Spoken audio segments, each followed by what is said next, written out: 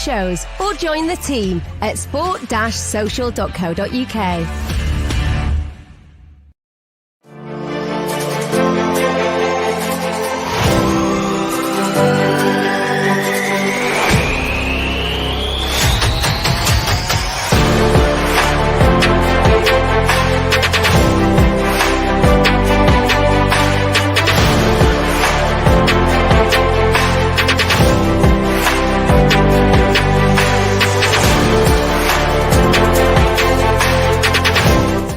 Hello, welcome back to a very, very special episode of the Masterclass, and more specifically, 10 Days of Ten Hag. This is episode 4, and we're going to be talking about Tyrell Malacia, who is going to be joining Manchester United. Exciting left-back Robin Feyenoord, a player that Ten Hag really, really likes, and one that has kind of come out as a little bit of a shock. Obviously, we've just recently done episode 3, which is around Frankie de Jong. We thought Frankie de Jong would be the first player announced by Manchester United. Obviously, Malacia isn't announced yet officially, but it's all but done, really. United agreed to terms, haven't they? So let's talk about that, because he's a really exciting player. A lot of fans might not have heard about him or heard very little about him, but he's exactly the sort of sign that Man United used to make and should be making. Smart signings with a lot of upside, low risk, and players that can be developed.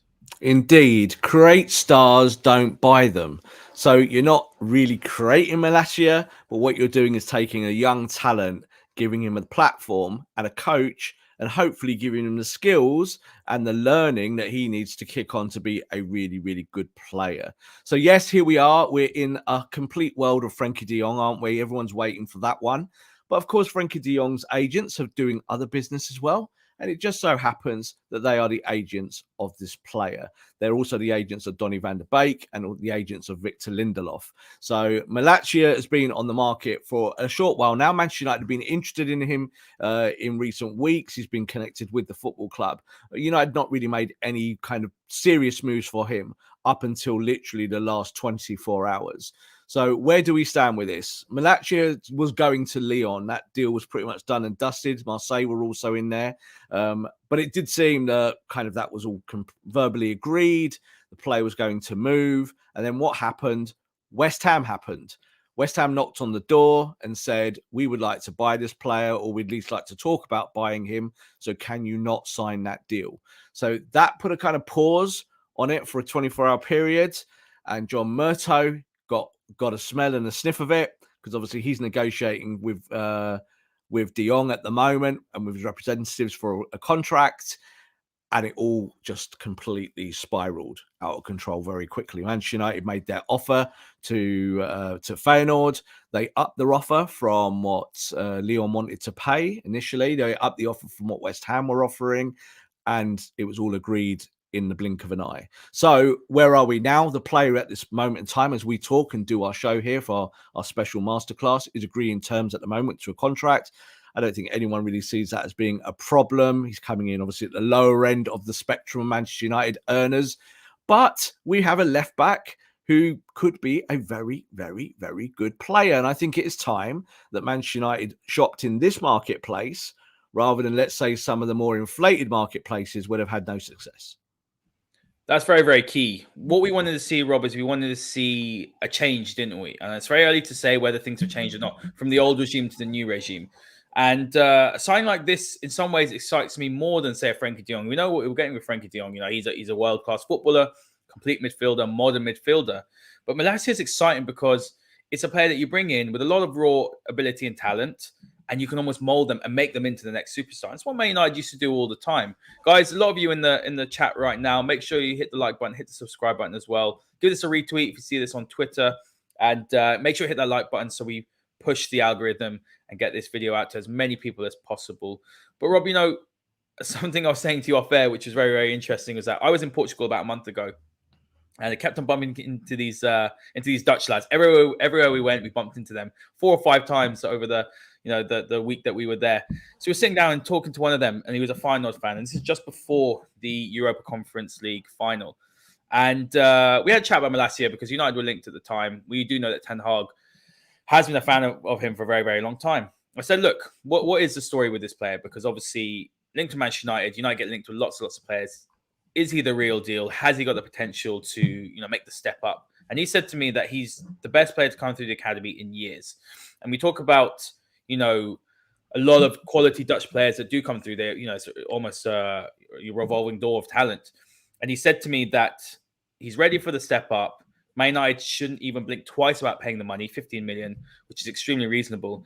And, he said he's definitely one that has all the attributes and the mentality to go to the top. So that's very, very exciting. And so I had a little bit of a little wobbly. I was just frustrated because United have said that, they're going to go for players that fit the system. And, a few days ago, we obviously saw that Lyon were quite close to Malacia. And obviously now this has happened. But I get even more excited about these sort of signings because then you can mold these players and then they can grow. We saw Ronaldo, Rooney, when they were very, very young, Man United with Fergie, and they grew into the world-class players that they are. And I like to see that. And I think the United fans almost feel a little bit more of an attachment. So they feel a little bit more, don't they, when players come through the academy or young players are developed at the club. Of course they do. And that's part of the lifeblood of Manchester United, in terms of the youth system and how that has been built through over time. But in terms of what type of player do you buy? I don't think we're saying always go and shop in the bargain basement. That's not really what we're saying. We're saying go and get players that you can develop. So I said to you off camera, and I do believe this because it's what I was thinking about with Malacia in recent weeks and recent times. We've not really talked about him on the show, but he for me, he is a Patrice Evra type player. So not exactly stylistically the same type of player, but what do I mean when I compare him? Well, what Evra used to do really well as a left back was drive the ball. He was an aggressive fullback. So even though he wasn't the biggest guy, he was always like the biggest heart, wasn't he? He was a guy who kind of found his place, I think, after 6 months of being at Man United and trying to find his feet and maybe failing a few times, having a terrible debut against Manchester City, which everyone famously remembers. He ended up as a Man United captain because of his heart and because of his endeavour. And that's kind of what I see with Malacia, is that even though he is a raw product, I'm not going to go on too far into that. Like we talk about rawness just because he's 22 and plays in the Eredivisie. I don't want to go there. But I do think that you bring him into the Premier League, he has all the kind of aspects in his game that you want for a Premier League fullback. I think if he was signing for Brighton this week or Leicester or someone like that, I think this time next year he's worth 50 to 60 million pounds. So what you're doing is you're bucking that trend. You're buying the player to get him in early, to work him in the system when you've already got a starting left back. And I think that's smart. I've got a lot of tweets today from people saying, but this is not the position Man United need. I would argue that Manchester United need to address 11 positions. I really do believe that. I think you have to look at the whole squad and not kind of have that approach saying, well, if you're going to build slowly, then build position by position and look at it and add as the talent becomes available. Don't push it. Don't just buy, because that's what United have done in the past. So I think Malacia will be a fabulous addition. I think he'll play plenty of games next year. And I think you'll see an upside for Luke Shaw again, that he'll have someone who competes with him. But it also means that Luke Shaw doesn't have to start every week. And if he's got fitness issues like he had last year, the pressure to play him isn't there. Don't forget with Luke Shaw last year, the 3 injuries that he had and the 2 concussions came from overplaying, because when he was fit, he had to play because he was the best left back you've got and the best defender you had at that time. And I think that really hurt his own game. Yeah, it's a really good point. I think, we see Haaland at City, for example. A lot of people talk about his injury record, but the fact that they've got quality, it means that his minutes can be managed. Now, I do think about that about Luke Shaw. I'm not saying Luke Shaw's like Haaland. I'm just saying that you look at Alex Telles, for example, and we'll go into actually a little bit more. And we'll talk about Shaw at the end as well. We'll do a segment on his performance last season. We were speaking off air, and I said one of the things about the squad makeup at the minute is that when you take 1 or 2 players out, key players out of that starting 11, the players that come in not only aren't up to the required level, which is an issue in itself, but they're completely different profiles. And that's a big problem, because then if you've got a certain way of playing, then if you bring in players that can't fulfill that role that they're asked to do in the system to the same level, or even do anything similar. For example, Luke Shaw is a progressive carrying left back. He's really good at getting forward. Alex Telles, that's the worst aspect of his game. So it's almost not even Telles' fault. It's poor scouting. And we all got excited about Telles. We saw glimpses. We're like, this guy, maybe with a 3 at the back, if he's playing as a wing back, he can get forward and put the ball into the box. The problem is you took Shaw out. He was so critical to the way that United were playing, during Ollie's tenure, really. getting forward, being a great progressive ball carrier, linking up play. Telles just didn't do that. So United's already lopsided attack just fell off completely. And I think that's what I want to see from Ten Hag is he's so set on his philosophy and principles and how he wants to play that the squad should be Joe comes out, Malacia comes in, and they're both doing the same thing in the same role. And that's really key for me. And I think that's what City do. That's what Liverpool do. That's what United haven't done for the past decade or so. Yeah, when you talk about versatility and when we talk about having players that can do different things, the worst thing you want is a set of players that do tons of different stuff, but just very average. They've got a thing that they do in MO. They're good at this, but they're not actually that good at it. So I think when you look at the balance of fullbacks at Man United, so you could say like Shaw, Teller's obviously on the left, Wan-Bissaka on the right-hand side with Delo, they've all got significant weaknesses. And out of those four that we just mentioned there, Luke Shaw is miles ahead of those other three when you look at the metrics. Absolutely miles ahead. The thing is, a lot of Man United fans look at him and have a huge issue with Luke Shaw. They talk about his weight. There's a picture already from yesterday of him going around and training where, he looks slightly portly because he's been off. But we do know with Luke Shaw that when he turns up for pre-season training, he doesn't look the most athletic. So here we've got a new player coming in who is an athlete, absolutely. And also, I think, gives you a kind of starter Mark 1 and a starter Mark 2. So not really a one and a replacement, which is what you're getting with Alex Telles. In the same way on the other side, it has been with Delo, hasn't it? Delo obviously became the starter over time, but he was very much on the back burner, a player who'd gone out on loan because he wasn't wanted at Manchester United at some point. But now you're bringing in a left back who, in theory, could start every game if he wanted to. If he came in and was really, really good and outperformed Luke Shaw, you feel okay about Luke Shaw sitting on the bench. Whereas when Luke Shaw was fit last year or the year before that, Luke Shaw sitting on the bench was always a problem because he was one of your best players. Certainly metrically around right at the top of European football.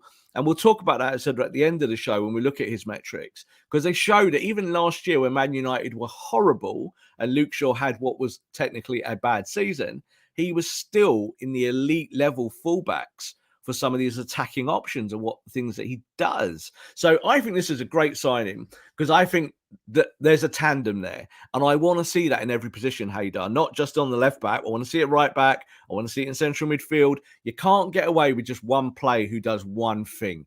Can't get away with Paul Pogba, who does Paul Pogba things. You can't do that. You can't do it with Frankie de Jong. He's going to come in. He needs support around him. And you need to see that these parts are interchangeable and that they look after each other, as opposed to them just kind of being, having their own kind of special move that they can do. But that's it. Oh, I can swing the ball in like Alex Telles, but, I'm not going to get you any goals and assists. It's kind of like, well, doesn't really help, does it? Yeah, it's absolutely spot on. Rob, let's actually drill now into some of the numbers. And look, Malacia is a very impressive player. On the screen, we have some stats from Squawka. So this is from the 2021-22 season that we just had. And this is for the Eredivisie. So this is, within the league in the Netherlands. So he played more minutes than any other player for Feyenoord. So we talk about fitness. That's great. There's something that our squad is not great at, is keeping fit. He reached the Europa Conference League final. He had a really good final as well against Roma. Obviously, they lost, but he had a really good performance. He had more shots, take-ons, and more successful dribbles than any other fullback in Eredivisie. Top 3 for tackles, touches in the opposition box, and passes into the final third. Means he's getting forward and he's getting involved in the build-up.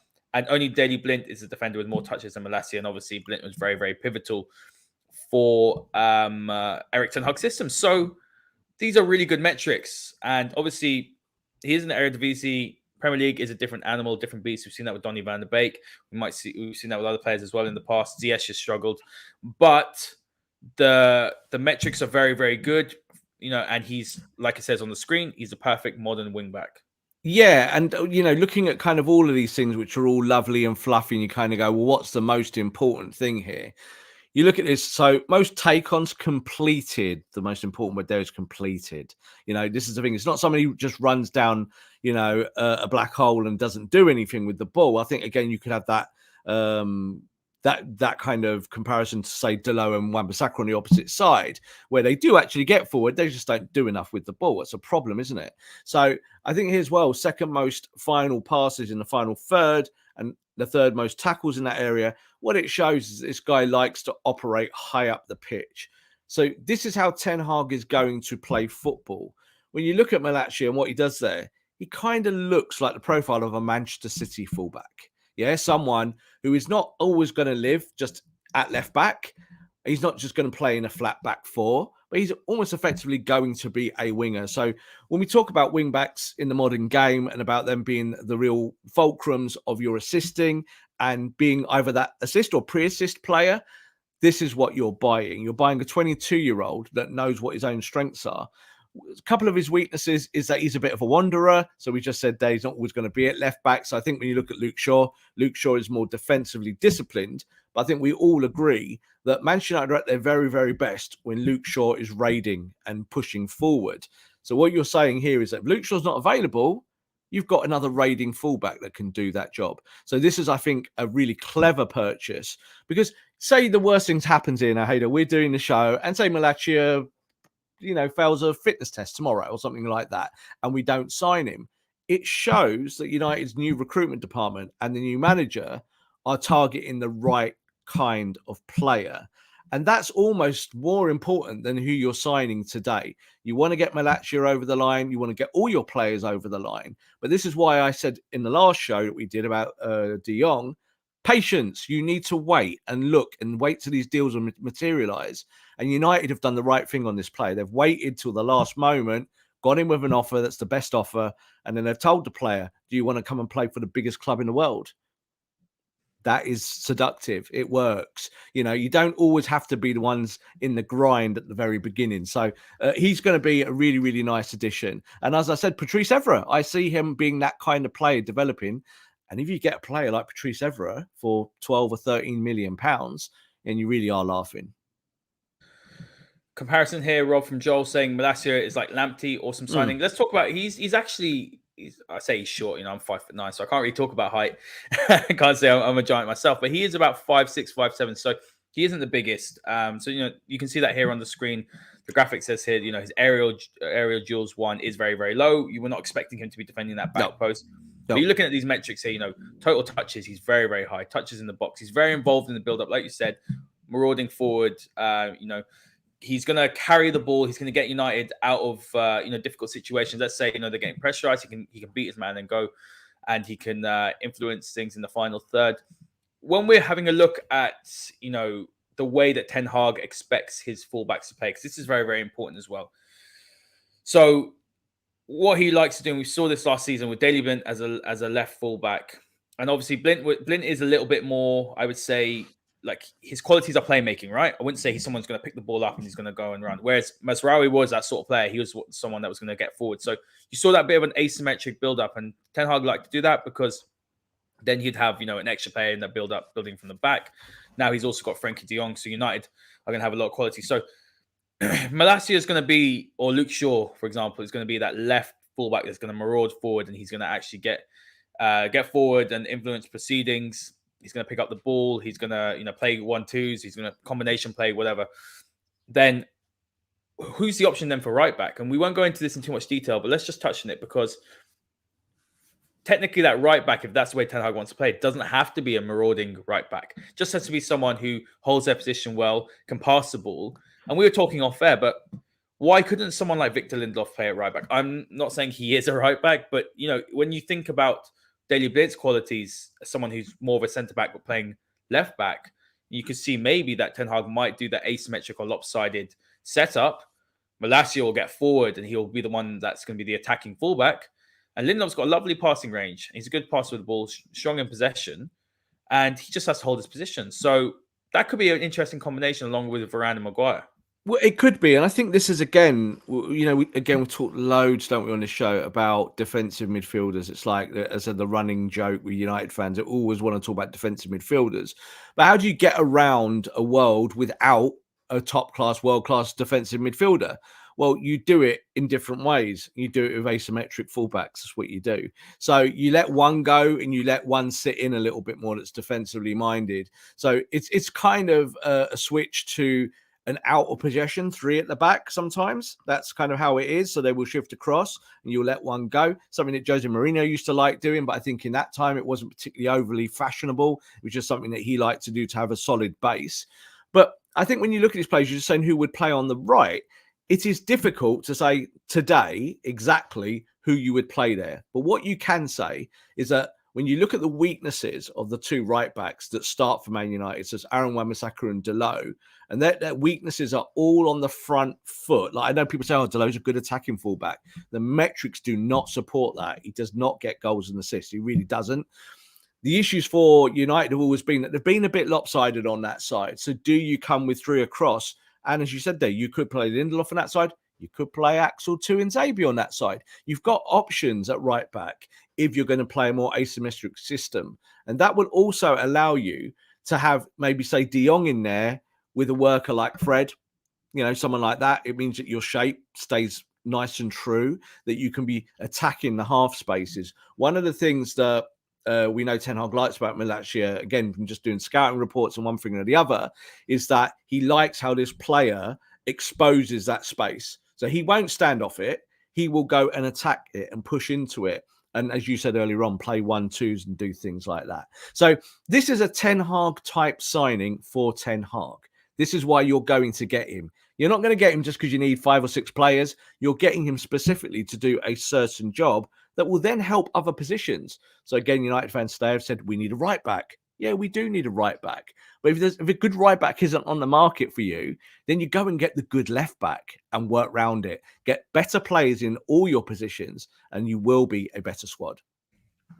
And then you saw Ethan led today and yesterday in pre-season. So you don't know what's going to happen with him. He's someone that I've actually been a big fan of, to be honest with you. I think he's been so exciting, and he's actually been the one. Just injuries have been a bit of an issue for him. He had a really good spell loan spell at Swansea last season. Obviously, United changed that, sent him to Bournemouth, and hardly played.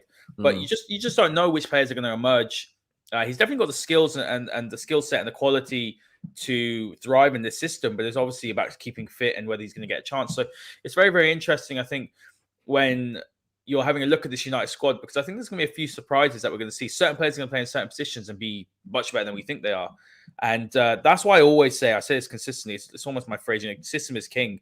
The system is set up in a certain way, and the player, executes his function and his role to a high level. Doesn't matter what position they played before, or if they're doing that job to a high level, then United will be successful and the system will be successful. Yeah, and totally. And I think this is maybe the issue for when we had Ole Gunnar Solskjaer, is that Ole had a set system, but the replacements on the bench and on the fringes of the squad could not make that system as good as the starters. And that was it. So as soon as you lost 1 or 2 starters, as soon as you lost Harry Maguire before a European final, you were done. That was it. And you lost that European final. Now, people might say United should have won it. But the issue is that all your replacements across the pitch, whether that be at fullbacks or into the midfield or even up top, going back a year ago, simply were not good enough. You need replacements that are good, Haider. You can't kind of get around this. You can't just have journeymen or people who just are earning a big wage and they might pay 6 games a season. And you need true competition. So I think Telles, when he came to the football club, offered Luke Shaw that competition immediately. And Luke Shaw's game went up, improved massively. I'm not saying that they're buying here Malacia to do exactly that, to be competition and push Luke Shaw on day one. But I think it now gives you an option of a raiding fullback that you just didn't have. You haven't got a left-sided raiding fullback. You've got Luke Shaw who can do that job and does it well when he's doing it. But Luke Shaw does get injured. So there is that. So there's always that balance factor. And you've got to find players that have got skill sets that can replace the players that are in the team in the starting 11. You can't just get away with 11 good players and then 11 reserves who were terrible. And that's kind of where Man United have been, isn't it, for a long time, is that the reserves would come in and they wouldn't do the job. Rob, do you remember when we did a show back in the day and something Ole Gunnar Solskjaer, I believe he said this, or he did want, was he wanted a squad with a bit of everything. I think he was you, and we had this discussion. And while you can see the idea behind that, it actually almost was his downfall, because, and that's why I always said I wanted a manager with a really strong and defined philosophy. And look at Klopp, you look at Guardiola.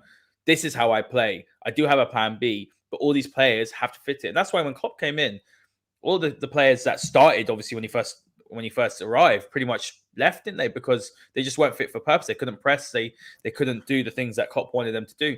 And I think this is probably the exciting thing about Ten Hag is that he is so set in stone in how he wants to play. He's going to have to adapt, like he will, to the Premier League, like Pep Guardiola had to. But we know now that he will target a certain profile of player, and it's now on the club to execute and buy those players, and that's the key. And that's how we will judge, right? If they don't bring in the players, none of these shirt sellers. For example, back in the day, probably a year ago, Neymar's on the market. United would have been all over that. And I actually think now, and I think Neymar's a fantastic talent, but I wouldn't take him because you're trying to rid the dressing room of certain characters and let's say mercenaries. I'm just going to say that word. And you just don't want that again. So that's why I think this signing excites me, because it is that step in the right direction of signing someone who has the qualities and attributes and the profile to fit and to develop and to improve in Ten Hag's system. Yeah, I do think that under Solskjaer, I'm going to give him the benefit of the doubt on this, because the squad itself, in terms of personnel, when you looked at them on a bit of paper, was a strong squad. It really was. There wasn't, if you're bringing in Alex Telles and you looked at his goals and assists from what he was doing in the Portuguese league, you're like, wow, this player can do it. He can cut it. Then you see him in the Premier League and he's garbage. So that's our problem, isn't it, for a manager? I think you bring them in. What you said there about philosophy, I think, is really pertinent and really correct, is that you need a manager who has a hard and fast philosophy to fit the pieces into that philosophy. So when you look at someone like Malacia or players of that type, Ten Hag is going to look at footballers like they're machines. So, of course, footballers are human beings. Everyone has emotions and whatnot.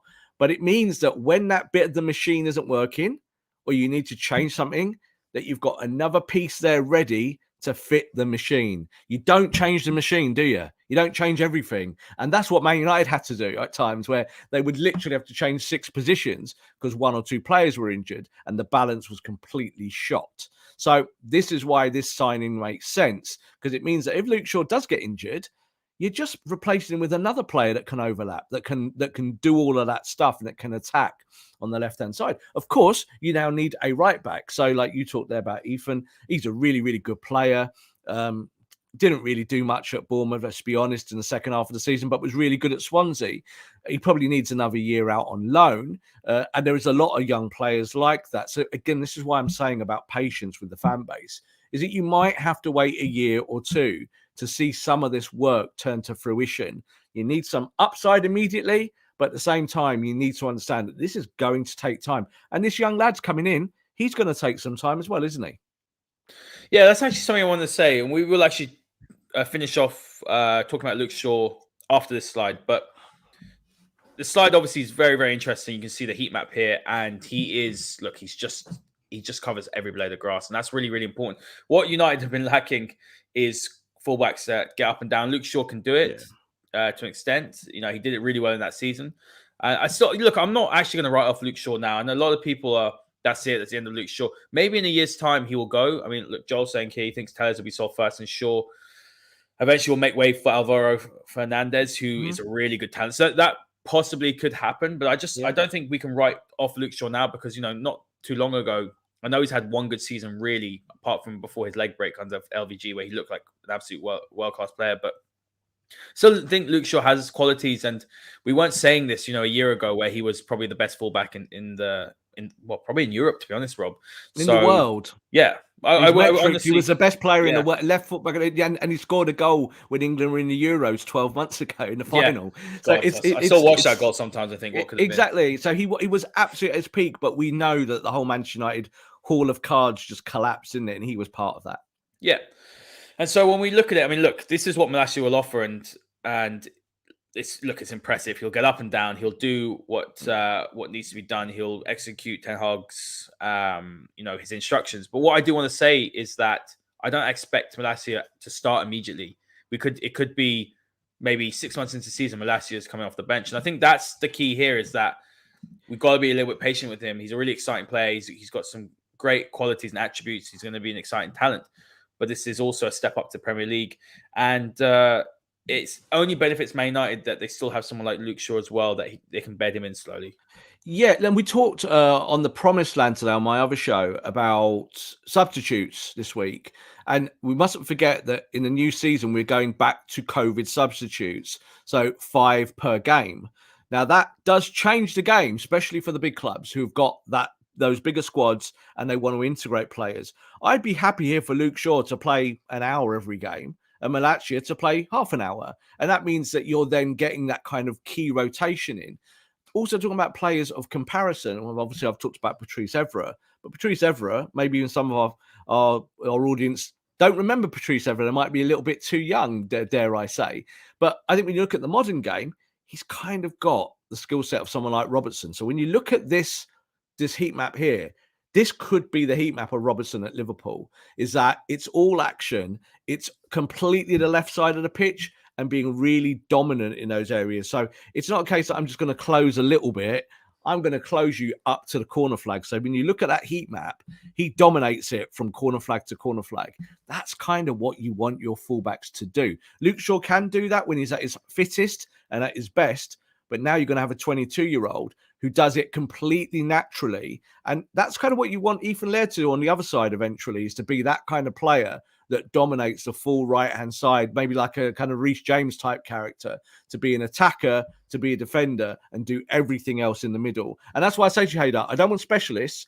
I want players that can do everything well. You know, I want you to be able to attack, defend, pass, shoot, tackle. I don't want Wan-Bissaka for 50 million just because he can tackle. That's just a rubbish buy, isn't it? And I think when you look at that, that's the difference here, is that you're not buying someone for Crystal Palace from 50 million who's got upside and maybe potential as a young player.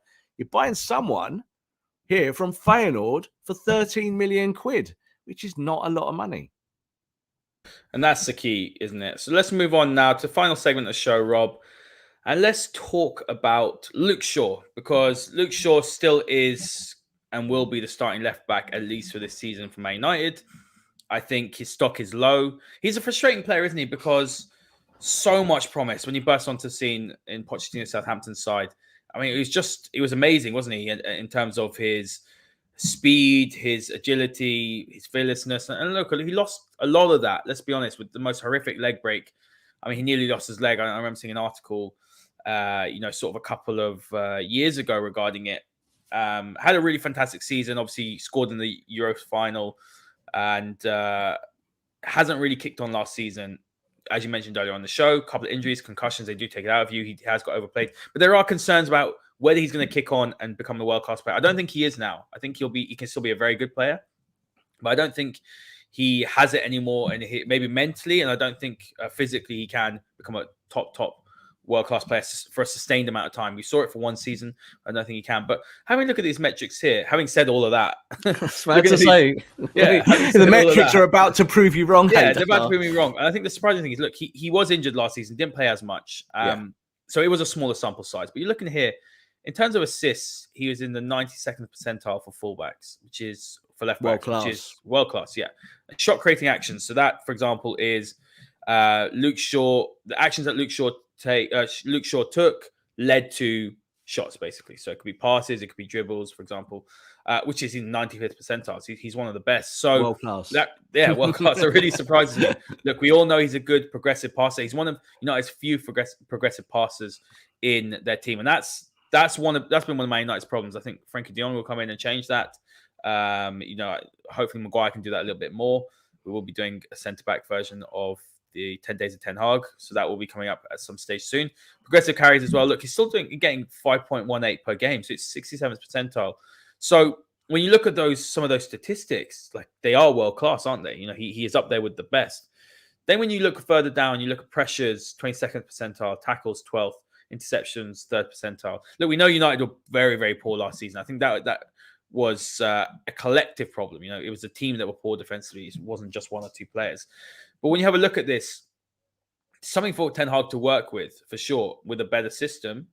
Luke Shaw, even though Malacia is here, should still, at least for the beginning of the season, be the starting left back for Ten Hag. Well, yes, no, or maybe. So I'm sitting on the fence, because the way I look at it is you put them in there in training and you play the best one. That's what you do. So if it's Malacia, I've got no issue with Luke Shaw sitting on the bench. And I don't think Luke Shaw will have an issue either if the player's outperforming him. But of course, what we've seen at Manchester United in the last year is that no one really was outperforming him. You know, Alex Tellers didn't come in and make Luke Shaw look silly, did he, or anything like that? I'm going to kind of counter what you said. I think that's kind of obvious. I've got here my my Luke Shaw cup. I don't know if you can see that there, the Shawberto Cup. And the whole thing with Luke Shaw is Luke Shaw world class or not? Well, I have no opinion. Just look at the stats. The stats tell you that Luke Shaw had a bad year last year. Man United had a bad year, and yet his stats are probably top 5, top 10 in the world for his position, which is world class. So I know that some people don't like him, and I think this is more what it's about. You said his stock is low. I think every Man United player's stock is low, and I will even put Cristiano and David De Gea in there. Yeah, they are both players. They might have had the best seasons for United last year. I don't think anyone should have got a Player of the Year award for Man United last year because the whole team stank it out. So I think when you look at Luke Shaw, I see it like this. He got injured in that first game of the season against Leeds, and then he got those 2 concussions back to back really quickly. And I think that stuffed his game up for months. He never really looked fit after that. Always looked a bit slow, a bit ponderous on the back foot. You and me have both said before about Luke Shaw. When Luke Shaw decides that he has to be Luke Shaw and go, that's when he's best. He doesn't think, I'm going that way and you lot have to deal with it behind me because I'm going to overlap. I'm going to get assists. When you look there, the shot creating actions there, 95th percentile, that's extraordinary. Yeah. And for a player that doesn't get loads of assists, like maybe in the Trent Alexander-Arnold mold, to be in the 92nd percentile for assists in the Premier League for what he does is incredible. Progressive passes, 82nd percentile. Passes attempted, 86th percentile. Progressive carries, 67th percentile. This boy can do it. So you're not buying the new fullback to replace Luke Shaw. You're saying we just want 2 really good left backs. And that's the way to look at this. You let them fight them out. And I think there's a lot, there's comments here saying, why are we defending washed up Luke Shaw? He won't start. Malacia is too good. What does it mean, washed up Luke Shaw? Like this is just the Twitter whole chat, Rob. It is just Twitter nonsense. It's like if Luke Shaw doesn't do it, then he's going to get dropped. That's it. So last year you couldn't do that because Luke Shaw didn't really have a lot of competition. I think this is what we're saying, the differential between the starting 11 and maybe the second 11. But who's washed up? He's not washed up in terms of age. He has had injuries. And I think, again, when you look at his injury record, you could be concerned about that. But that's a concern, though. You'd be concerned about Varane then from last year. And you'd be concerned about any player that picks up injuries. But I look at it with Luke Shaw is I don't think there's fundamentally anything wrong with his fitness. And when you look at his metrics, there is nothing wrong with his output. So his output proves that if he probably wasn't at Man United and he was at a better club, his metrics would have been even better last season. And if he was actually could have stayed fit. The problem was that Man United's defense collapsed, completely collapsed across the board. Luke Shaw was part of that. He needs to take his part of the blame for that. But to say any of them are kind of washed up, like I can't think of any United players and sitting here and say that they are genuinely washed up. I really can't. Everyone's going to get a chance, Haider. And Luke Shaw's going to be able to prove that he is one of the best fullbacks in the world. As I said, 12 months ago, when England got to that Euros final and he scored that goal, Luke Shaw, both for metrics and the eye test, was the best left back in Do you not think that he was almost a victim of his own success? He was so good that season. Absolutely. Absolutely. I think that's something to look. I'll be honest with you, Rob. I think eventually Malacia will replace Luke Shaw, but I don't think he's finished at the club, and it only benefits United that he gets back to what he can do. And I honestly think once other players around him also elevate their levels, and United look better defensively, they have someone like Frankie de Jong. These players are all going to look better, and that's the point, isn't it? That and it's frustrating because I looked at this squad and I was like, I dislike this squad intensely. Some of these players I dislike, but they are all better than what they showed last season. Yeah. And you dislike them because they lost, and they lost in a bad fashion. That's why you dislike them. Yeah. So that's the thing, you see. Like I think United fans need to leave that at the door now. This is a new start with a new manager, a new system, new fundamentals. Now, yes, we might still see stuff. I just see there someone's put up in the comments, he's only 26. And that's right. He is only 26. He's not washed up. He's not younger than me, Rob.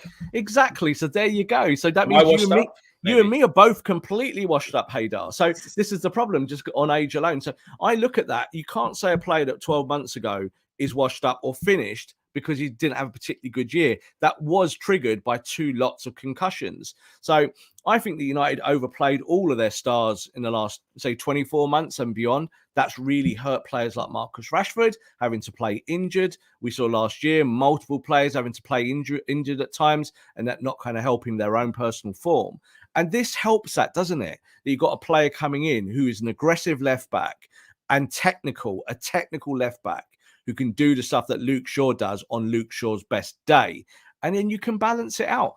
And I don't care about who the starter is. Like, again, I think I had it on Twitter, a few people going, oh, I know you like Luke Shaw. I really don't care who starts.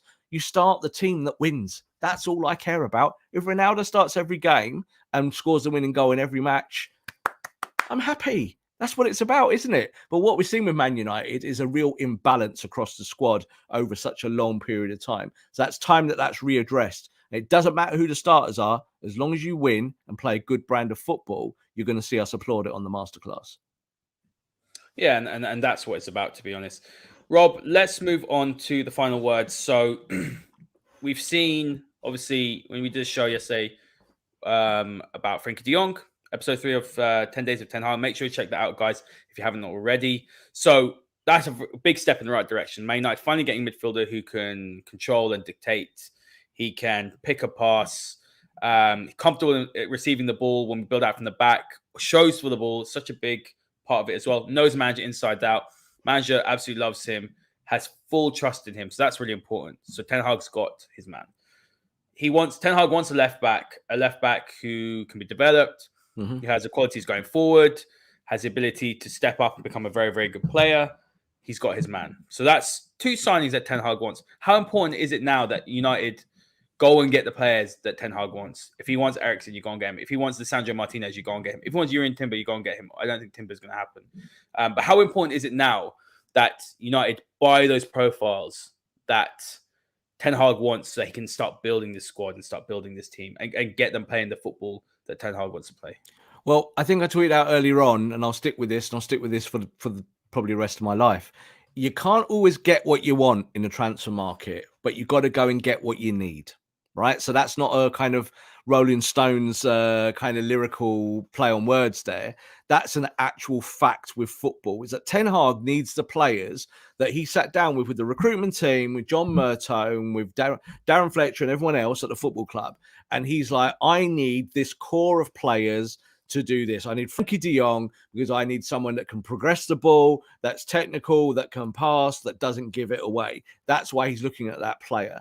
He's looking here, obviously, with a new left back, not because he doesn't rate Luke Shaw. Again, I saw a load of tweets straight away going, he's seen one day of Luke Shaw on the training pitch and he's sanctioned the move. Well, that's not true either. That's not how it happened. But this is all about having a kind of, as we always say, the word holistic approach to squad building, is that if you can get better in every position, that's the way you build it. And that is a long process. You very rarely can score like 7 hits in a row. So you're not going to get 7 players, 7 hits. Oh, you win the Champions League. It doesn't always really work like that, does it? We know in football that it's a much more kind of longer build when you're doing it the way we're doing it or having to do it. So I like this. You just said about Christian Eriksen, so we will mention him a little bit. Christian Eriksen, his agent has said for the last 2 weeks, been very public to contacts and everyone that we work with, that he will decide on the last day of his contract at Brentford, and everyone will find out where he's going. That contract now has 2 days left to run. Manchester United is still very much in the running.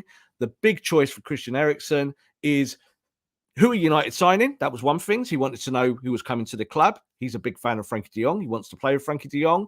But the other side of the coin here is the real life thing. And he's actually had, obviously, these experiences, hasn't he? Playing for Denmark a year ago. Everyone knows everything about his heart and what happened at that time.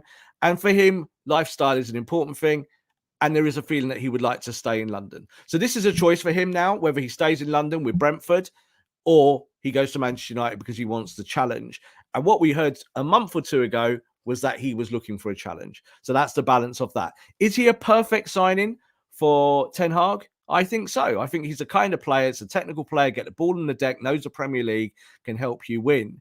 And I think these other two signings, we can say that De Jong hopefully will now get done towards the end of the week or early next week.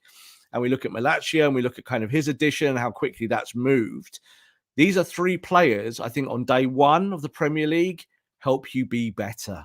That's what you need. Bring players in that makes your squad more effective and makes you more of a winning machine. And I'm going to use that machine word a lot in this season because that's how I view it, is that I'm not interested in emotions and how it works. I'm not really interested in that. I want players to go out there and do their job, Haider. Do not lose the ball. Keep it. Move it on. Be progressive. Be good at your game. Help Manchester United win football matches. If you do that and bring in players that do that, Haider, I think we're all going to be very, very happy. Before we wrap up, Rob, Anthony and Martinez. Obviously, Ten Hag's going very Ajax with his targets, let's say, and it's not a surprise. He's going with what he knows. He's got a core of players who didn't really cover themselves in glory last season. So it's only natural that he want to bring players that he trusts, that he knows that he can have in the dressing room that will will strengthen as well sort of his control of the dressing room. So that's important. So Anthony, obviously, we spoke about him briefly yesterday. Possibly priced out of a move. United shouldn't go and spend whatever it is, 80 million euros on him. Martinez is an interesting one. Obviously, Arsenal seemingly have been the ones in pole position for him. Can you see movement on either of those two? And something I'm going to add, and it's just come through. Obviously, we are live now, so if you're listening to this on playback, this might have happened already. But Rafinha looks like he's on his way to Chelsea. So that's a close deal. So they could have Chelsea. Chelsea could have him and Sterling. That's an immediate upgrade on what they had last season. So that's very, very interesting because I was interested to see how their new ownership would react. Would they be spending money? So obviously they're making some statement signings. We've seen Marina Granovskaya leave there. Czech's probably out. So that's going to be interesting to see what they do. So that's Rafinha possibly off the table for United. They haven't really declared that much interest since Ten Hag's come in. So where does that leave United? Because if Arsenal don't go and get Rafinha, obviously they're going to want to try and get Martinez. Could Gnabry go back there? Obviously, there's a lot of moving parts. But where are United sitting on Anthony and Martinez? Well, United's preference, undoubtedly, between looking at all these Ajax players and players that connected to Ten Hag, was Jurriën Timber. They wanted Timber. They felt that they could get him in the earlier stages. And what they've found out really is that Timber himself is not that keen to move. I know it's been blamed on Van Gaal, but it's really the players decided that he wants to stay at Ajax. And Ajax are going to offer him a really nice deal to keep him sweet. You're looking at Martinez. Martinez is an Arsenal target. They're the ones who have put two bids in for him. And Manchester United have asked Ajax to be kept informed of the player's availability. It's a little bit like the situation with Darwin Núñez in that the agent has said that the player will be going to the Premier League, but we just don't know where. So kind of leaving it open. So there is the opportunity to go and sign Martinez, but I don't think it's very high on Man United's list. I think United would rather wait here now for a right back or someone like Timber, work with what they've already got. And like we've seen here with Malacia just coming out of nowhere at left back, that's kind of where Martinez, in terms of his versatility, he could be a left back, play defensive midfield, play centre I think back. I could see him as a defensive midfielder. He has played there a few times, but I think that, you see that we were talking about it off air, weren't we? The way he turns, his center of gravity, his ability to pick up the ball and to pick a pass. I think looking at his height as well, I think he'd struggle at centre back. But the difference with that is that do you go and play the premium for Martinez now, which is going to be somewhere between 44, 45, 46 million, to get a player who's a versatile player and does different things? Or do you just pay 13 million from Malacia and move your money around into other positions? That's what you do. That's clever business. So I think someone like Martinez, and also we talked there about Anthony, they're all at the kind of top end of their value, and their clubs are listening to those offers. They want to talk to those clubs in that top end ballpark. So I look at Martinez and I don't think that he's the player that you could go and get now at the top end of his value. If you're going to pay £44 million for a defender, go and get Pau Torres, who is available for the release clause of £44 million. You agreed wages with him. He wants to come to Manchester United. He also wants to come to the Premier League, and Tottenham obviously in for him there. But he has a preference for Manchester United. So if you want a centre back, go and do that. Oh, Rob, this is why you've got to want decide. A centre back. That's what you've got to decide. Yeah. So this is why I keep saying to United fans, patience. Not because I'm trying to wind United fans out or say, just try and be the alternative view on stuff. I want the manager to think about this and say, right, where do I really need players? So I've gone and got a left back because that helps my left side. It means I can drive the half space. It means I can play higher up the pitch, be a little bit more pressing, a little bit more aggressive. But then I might have to go and get a right back for 10 or 12 or 15 million or something like that. Is that better business having two players for 30 million than a Martinez for 44, 45? Or if I'm going to spend 45, do I go and get one of the most cultured left-sided centre-backs in the world who's been brilliant in La Liga for the last 2 or 3 years? So these are the choices that I want the manager to make, but I don't want him to rush it. The transfer window's open till September the 1st. The only people who want to see it rushed are you lot out there, the fans, because you're desperate for news and desperate to know. Malacia, you got a nice surprise today. Hopefully that gets done now. We've done this show, and hopefully he's agreeing terms as we're speaking. The contract's going to be there on the table and written up for him. This is also why they went and got Keane last week, the solicitor, because they want him to draw up contracts, because they had their targets all in place. And I think the cards will now fall. You're going to see Eriksen, I think, decide by the weekend, definitely. I think De Jong might actually be a little bit quicker than I thought. As I said, just at the start of the show, I think next week was kind of what I'd heard, but now we're hearing maybe even Friday. But the whole point of that is that Barcelona have deliberately held that deal up because they wanted to try and get a bigger price. And Manchester United rightfully went no, because you knocked on our door for the player and said, "We'll get, you can have him for this price." You want rid of him because you've got a set of midfielders you want to go with, and we're going to buy him, but we're only going to buy him at his market value. We're not going to buy him over the top. So I think that's good business, and I think Manchester United by the end of the week, by Friday, Saturday, Sunday, might have 3 new very good players. Watch this space. Look, guys, a lot of new listeners in the comments today. Thank you so much for all your support as well to all our regular listeners. And thank you for joining us on this masterclass journey. This is only day 4, Rob, of 10 Days of Ten Hag. So you guys have got 6 more days. So we'll be working on that. And, if you turn those notifications on, you'll see we won't give too much away. We want to keep it a little bit of a surprise and a secret. But look, we've got the Frankie de Jong episode that we've also recorded. That's a really good one because we break down, what position is he going to play, and also the relationship between him and Ten Hag. I think that's really important. So make sure you check that out. If you haven't checked out episode 1 and 2 as well, we spoke about Ronaldo and Ten Hag's tactics, and then David De Gea, who seems to be the biggest Marmite player at the minute for Manchester United. Give us a follow at TF Masterclass on Twitter. Give myself a follow at Haider_Rubbani, and give Rob a follow at _Rob_B. Man United are going Dutch, Rob. A little Dutch revolution at Old Trafford. And we'll see you all next time. This podcast is part of the Sports Social Podcast Network.